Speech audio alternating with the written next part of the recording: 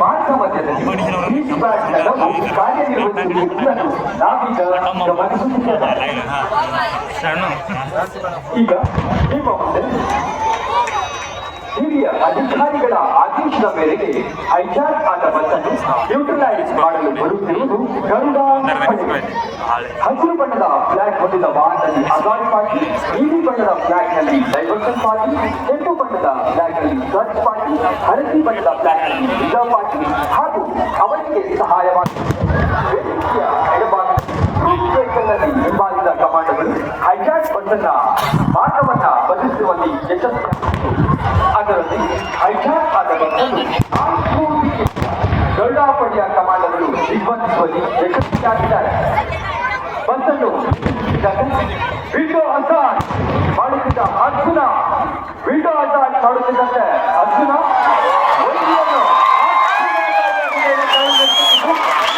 ಅದೇ ದಾರಿಯಲ್ಲಿ ಕಮಾಂಡೋಗಳು ಸಾಹಸಮಯ ಅಟ್ಯಾಕ್ ನಡೆಸುತ್ತಿದ್ದಾರೆ.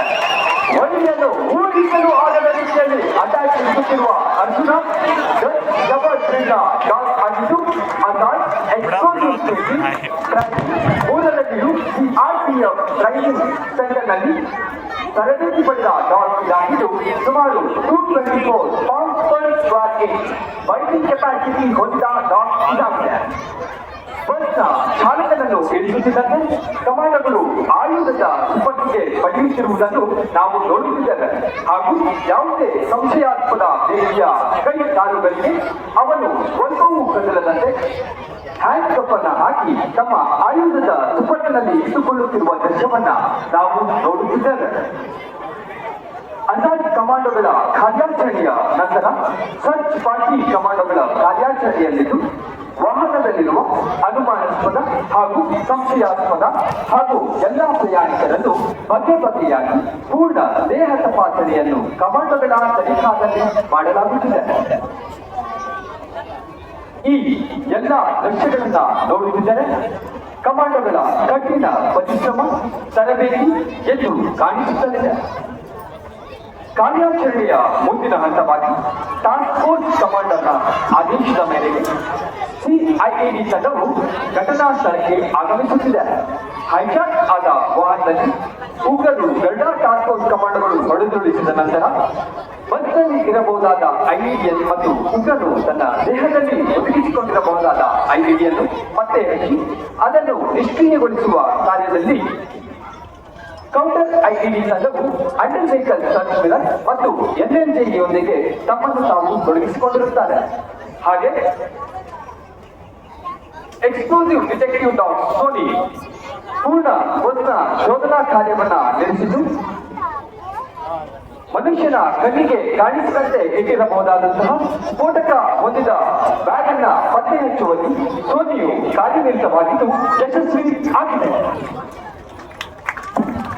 ಕಾರ್ಯಾಚರಣೆಯ ಮುಂದಿನ ಹಂತವಾಗಿ ಆರ್ಎಸ್ಸಿ ಕಮಾಂಡೋವು ಸ್ಥಳದಲ್ಲಿ ಬಾಂಬ್ ಸೂಟ್ ಅನ್ನ ಧರಿಸಿದ್ದು ಈ ಬಾಂಬ್ ಸೂಟ್ MK5 ಮಾಡೆಲ್ ಆಗಿದ್ದು ಸುಮಾರು 3 kg ವರೆಗಿನ ಎಕ್ಸ್ಪ್ಲೋಸಿವ್ ಸ್ಫೋಟಕ ಧಮಾಕವನ್ನು 1 ಮೀಟರ್ ವರೆಗೆ ತಡೆಯುವ ಸಾಮರ್ಥ್ಯವನ್ನ ಹೊಂದಿರುವ ಬಾಂಬ್ ಸೂಟ್ ಇದಾಗಿದೆ ಹಾಗೂ ತಮ್ಮಲ್ಲಿರುವ ಎಕ್ಸ್ಪ್ಲೋಸಿವ್ ವೇಪರ್ ಡಿಟೆಕ್ಟರ್ನೊಂದಿಗೆ ದೇಹ ತಪಾಸಣೆಯನ್ನ ಬಾಂಬ್ ಸೂಟ್ ಧರಿಸಿದ ಕಮಾಂಡೋವು ನಡೆಸುತ್ತಿರುತ್ತಾರೆ. ಹಾಗೂ ಬಾಂಬ್ ಸೂಟ್ ಧರಿಸಿದ ಕಮಾಂಡೋ ಭಯೋತ್ಪಾದಕರು ಹೊಂದಿದಂತಹ ಆಯುಧವನ್ನ ಪರೀಕ್ಷಿಸಿ ಹಸ್ತಾಂತರಿಸುತ್ತಿರುವ ದೃಶ್ಯವನ್ನ ನಾವೀಗ ನೋಡುತ್ತಿದ್ದೇವೆ. ಅದರೊಂದಿಗೆ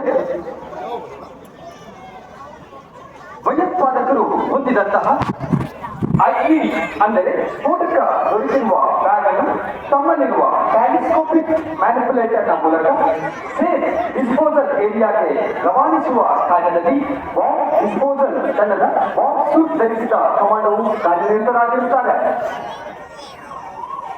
ಕಾರ್ಯಾಚರಣೆಯ ಪೂರ್ಣ ಸಫಲತೆಯನ್ನು ಕಂಡಂತಹ ಗರುಡ ತಂಡದ ಕಮಾಂಡರ್ ಅವರ ಆದೇಶದ ಮೇರೆಗೆ ಆಂಬ್ಯುಲೆನ್ಸ್ ನಲ್ಲಿ ಇವ್ಯಾಕ್ಯುಯೇಷನ್ ಪ್ರೊಸೀಜರ್ ನಡೆಸಲು ಸ್ಥಳಕ್ಕೆ ವೈದ್ಯಕೀಯ ತಂಡವು ಆಗಮಿಸುತ್ತದೆ. ಸ್ಥಳದಲ್ಲಿ ಅಸ್ವಸ್ಥಗೊಂಡ ಗಾಯಗೊಂಡ ಪ್ರಯಾಣಿಕರನ್ನು ಸೂಕ್ತ ಚಿಕಿತ್ಸೆಗಾಗಿ ಸ್ಥಳೀಯ ಆಸ್ಪತ್ರೆಗೆ ಕೊಂಡೊಯ್ಯುವ ಕಾರ್ಯದಲ್ಲಿ ತಮ್ಮನ್ನು ತಾವು ತೊಡಗಿಸಿಕೊಂಡಿರುತ್ತಾರೆ.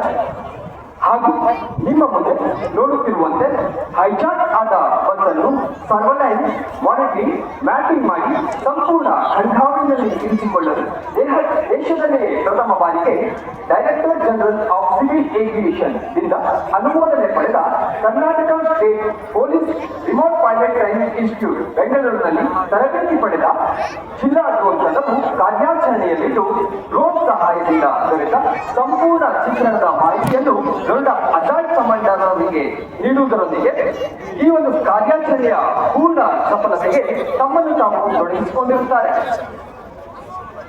ಹಾಗೂ ಕರ್ನಾಟಕ ರಾಜ್ಯದಲ್ಲಿ ಇಂತಹ ಕೃತ್ಯವನ್ನ ಮಾಡಲು ನಾವು ಎಂದೂ ಬಿಡುವುದಿಲ್ಲ.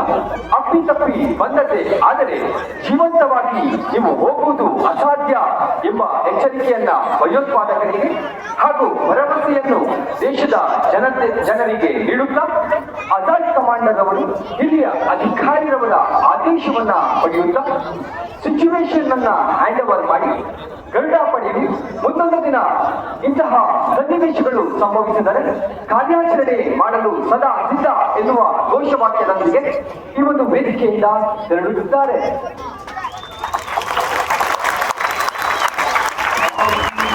ಕರ್ನಾಟಕದ